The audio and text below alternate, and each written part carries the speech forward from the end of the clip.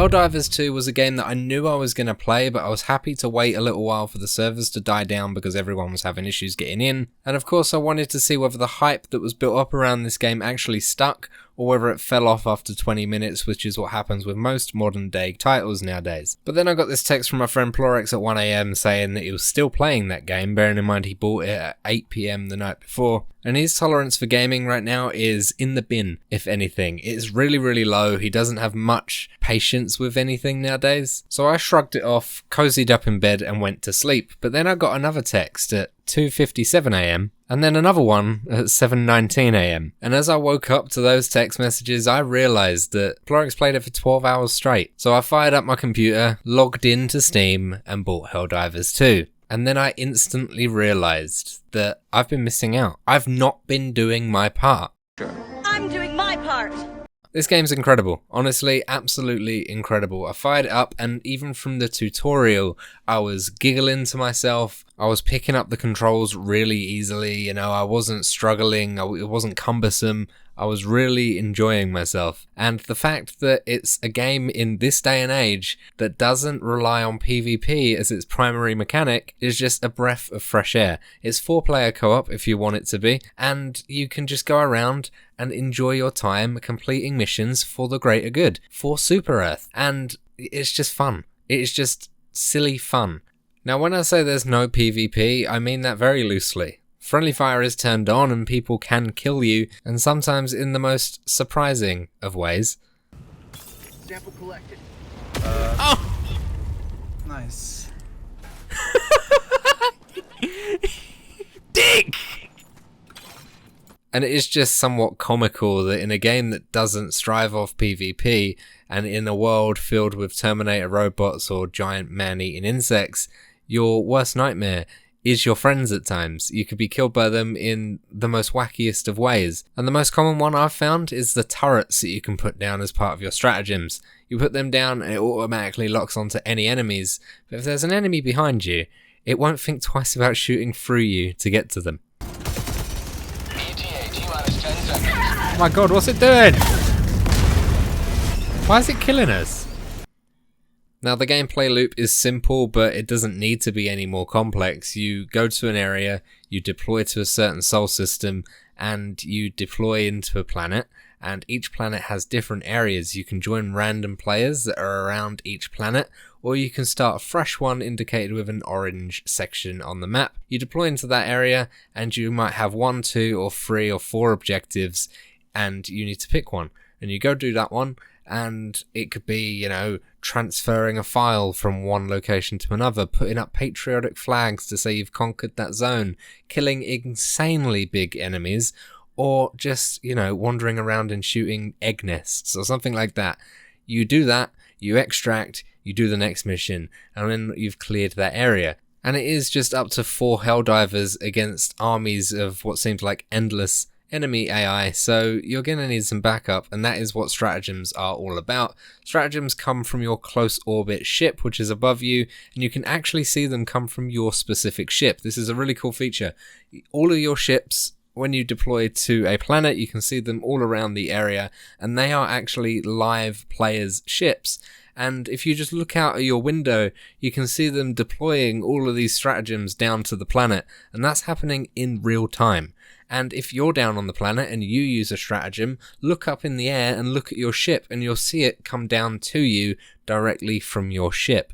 It's really cool, and the stratagems are so varied. As I say, it could be a turret which ends up killing you more than it does the enemy, or it could be an orbital mini nuke that absolutely decimates the surrounding area, and yes, it can also decimate you. You got various different things like resupplies and all that as well, and you can pick all of these, up to 4 of them at a time, at the start of your deployment, and then once you've got that, you can pick and choose when you deploy them inside of a raid.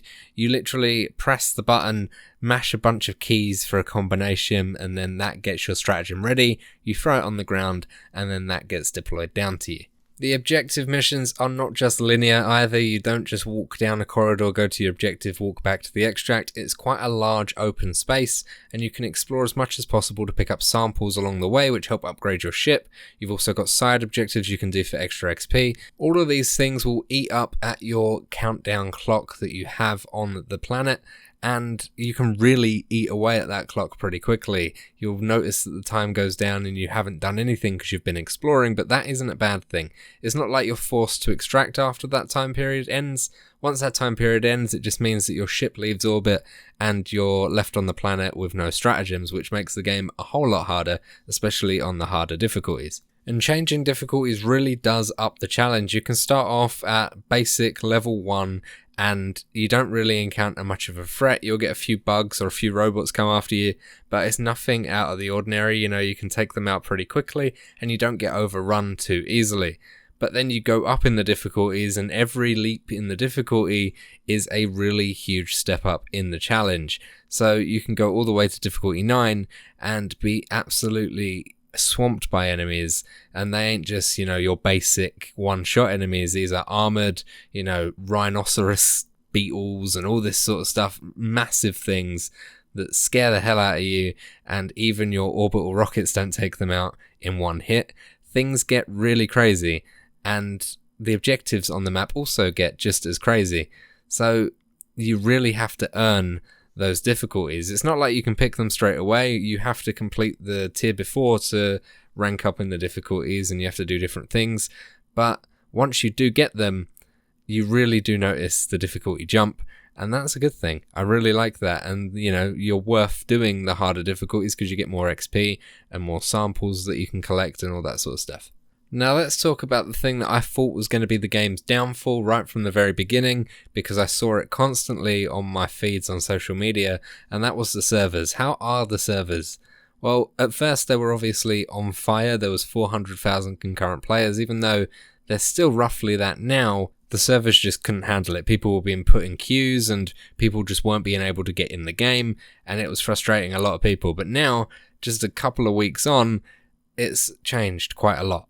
Things are different now. You know, they've put in server stabilizers so people that are AFK get booted out so it doesn't clog up the backlog of the servers too much. And I don't know what they've done, but it just seems to be a lot smoother than it was before I started playing. You know, I've not experienced one single queue. It's been nice and easy for me. I've not experienced any stutters. It feels smooth when actually playing the game as well. Everything seems to be better compared to what people were playing on just a few days before I started. Now that doesn't mean the game's been hiccup free. I have encountered a few times where I'm pressing a button where my teammates got to press the button at the same time as me, and when I press the button I just get stuck in that animation and you can't do anything about it except get killed, and then you have to basically redeploy, and it's a pain. 3, 2, 1. Tagging map, northwest.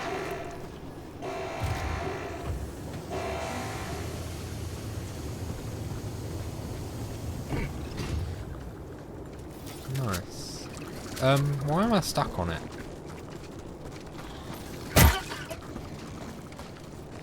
Can you guys... It's the bug. Can you kill me? Just melee him. Just read Melee him. Yeah, melee him. It's not getting him off. No, just kill me and then redeploy me. Pick up my things though. You know, especially when you haven't got much redeploys left, or worse yet, your actual ship has left close orbit so you can't redeploy anymore. It's quite annoying, and I've had that quite a few times whenever I go to open bunkers in certain locations on certain planets. Now, I don't think the game's been out too long for me to tell you that this game is Game of the Year and you should 100% go and buy it, but I'm having an absolute blast with it. It isn't a massively full-price AAA game, and I am having more fun with this than I have had with the AAA games that have been coming out recently. So, if you want some fun chaoticness with your friends, or solo as well, give it a shot. Maybe you'll like it. If not, play it for a couple hours, give it a refund. Who knows? It's completely up to you. It's definitely worth trying out for yourself though. I will be covering it more on the channel as well, but this is my sort of first impressions look and why it's so popular sort of thing. Hope you enjoyed. If you did, likes always appreciated. Subscribe for more. I'll see you in the next one. Bye-bye. Look at it erecting. Last reload.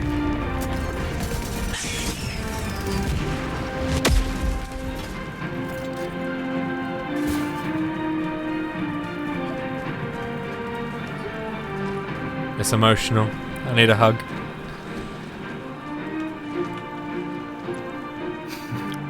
We did it. So proud of us. I'm gonna Snapchat me mum in a minute to tell her we've done so well.